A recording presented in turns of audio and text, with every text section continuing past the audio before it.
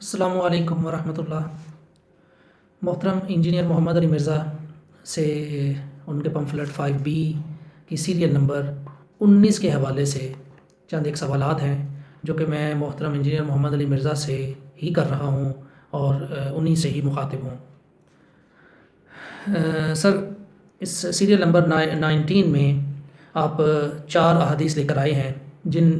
جو صحیح مسلم کی 321 اور مسند احمد کی احادیث جو ہیں اسلام 360 کے مطابق ان کے نمبرنگ یہ ہے 11,869، 11,870 اور 12,350۔ سر، ان میں جو پہلی 3 احادیث ہیں ان میں حضرت عمر بن عاص رضی اللہ تعالیٰ عنہ کے وقت نزاع سے متعلق جو باتیں انہوں نے کی ہیں، جو انہوں نے اپنے مرنے سے تھوڑی دیر پہلے کی تھیں، ان باتوں کا ذکر ہے۔ اور چوتھی حدیث اس وقت کی ہے جب حضرت عمار بن یاسر رضی اللہ تعالیٰ عنہ کے قتل کی خبر حضرت معاویہ رضی اللہ تعالیٰ عنہ کے پاس پہنچی۔ پہلی 3 روایات جو ہیں وہ اس وقت ہیں جب حضرت عمر بن عاص رضی اللہ تعالیٰ عنہ فوت ہوئے، اور وہ کب فوت ہوئے آپ مجھ سے زیادہ بہتر جانتے ہوں گے، مجھے ایگزیکٹ تو نہیں پتہ، لیکن یہ ضرور اندازہ ہے کہ وہ حضرت معاویہ رضی اللہ تعالیٰ عنہ کے دور حکومت کی بات ہوگی یا پھر ان کے بعد کی بات ہوگی۔ بہرحال جو چوتھی روایت ہے وہ اس دور کی ہے۔ یہ پہلی 3 روایات تو ان کے اپنے وقت نزاع سے متعلق ان کے الفاظ اور ان کے اللہ سے جو التجا ہے یا دعا کا ذکر ہے، اور چوتھی جو حدیث ہے وہ یہ روایت ہے وہ اس وقت کی ہے جب حضرت مولا علی علیہ السلام وہ خلیفہ تھے۔ سر، پہلی 3 روایات جو ہیں ان میں حضرت عمر بن عاص رضی اللہ تعالیٰ عنہ وقت نزاع میں جو باتیں کرتے ہیں، اور نظر آتا ہے کہ ایک متقی صحابی رسول صلی اللہ علیہ وسلم کو یہی زیبا دیتا ہے کہ وہ اپنے گزرے ہوئے وقت کو یاد کرے اور اپنے کاموں کے حوالے سے ڈرے کہ پتہ نہیں غلط تھے یا ٹھیک تھے، پتہ نہیں ان کاموں میں وہ کیسے رہے، اور اللہ سے دعا کرتے ہیں وہ کہ اے اللہ تیری مغفرت کے بغیر کوئی چارہ نہیں ہے۔ اور ان الفاظ سے اور جو روایات کے جو الفاظ ہیں ان سے ظاہر ہوتا ہے کہ وہ قبر کے معاملات کے حوالے سے ڈر رہے تھے۔ سر، ان تینوں احادیث جو پہلی 3 احادیث ہیں ان میں سے جو 2 پہلی ہیں وہ حضرت عمر بن عاص، ان میں حضرت عمر بن عاص رضی اللہ تعالیٰ عنہ اپنے تیسرے دور کے حوالے سے اس طرح سے بات کر رہے ہیں۔ میں جو الفاظ آپ کے لکھے ہیں پمفلٹ میں موجود ہیں میں وہی دہراتا ہوں۔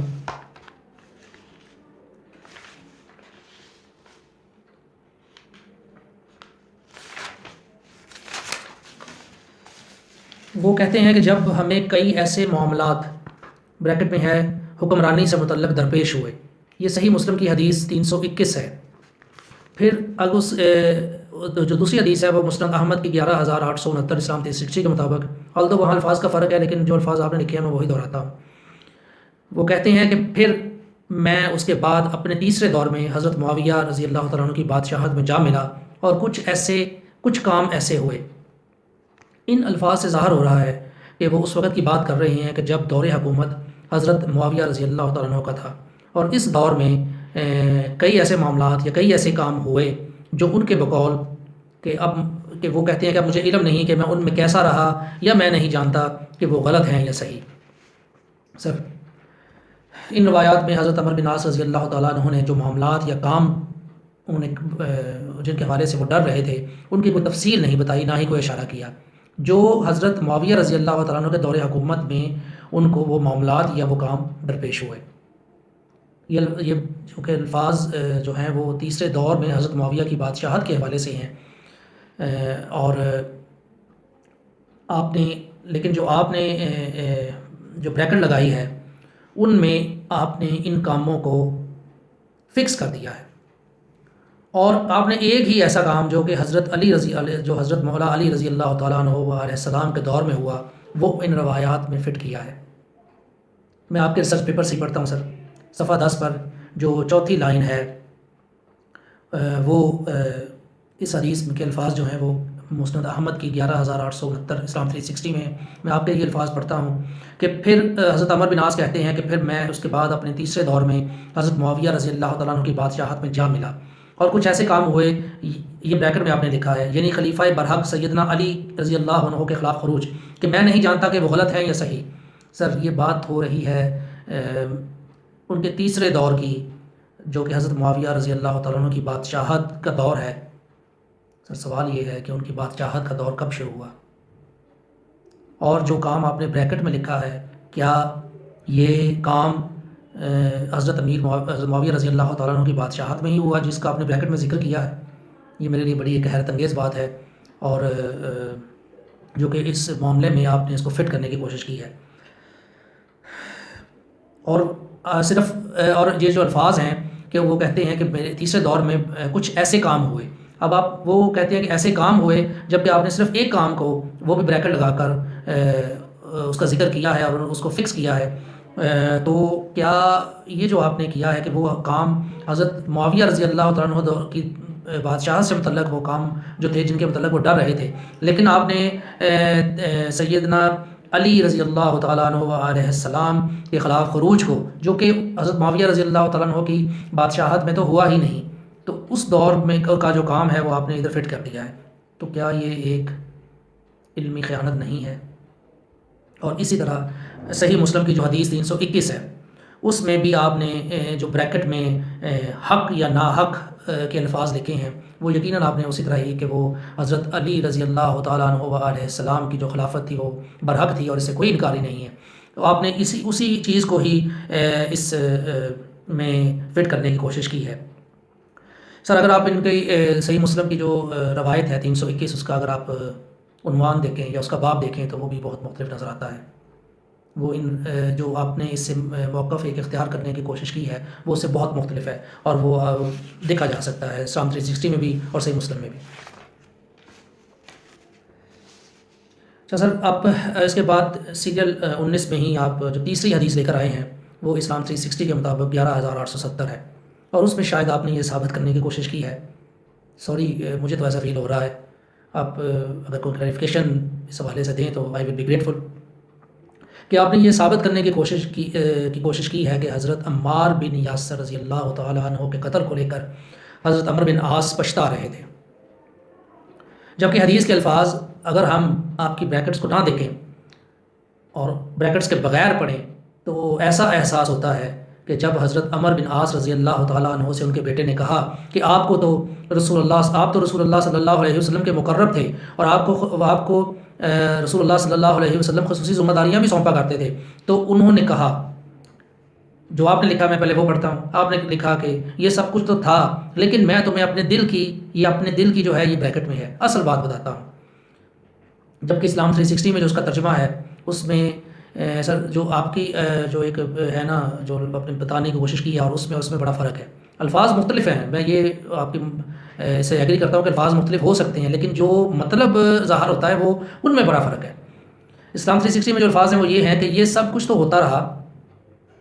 میں تمہیں اس بارے میں بتاتا ہوں، اب وہ کس بارے میں بتا رہے ہیں اس کو انہوں نے محبت کہا ہے، اور حدیث میں بھی حب یہ کہ لفظ آیا ہے۔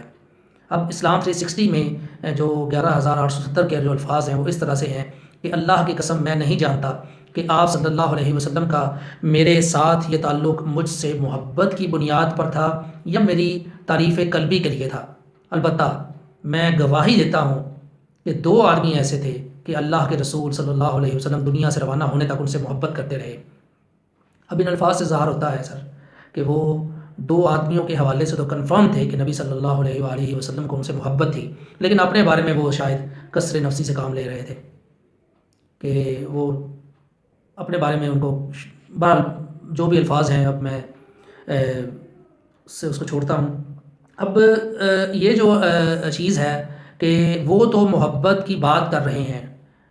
2 اشخاص کے ساتھ، اور آپ نے اس حدیث کو اس طرح لے کر آئے ہیں کہ شاید آپ یہ احساس دلانا چاہ رہے ہیں کہ حضرت عمر بن عاص رضی اللہ تعالیٰ عنہ جو ہیں وہ پچھتا رہے تھے اس بات پر کہ حضرت عمار بن یاسر رضی اللہ تعالیٰ عنہ جنگ صفین میں قتل ہوئے۔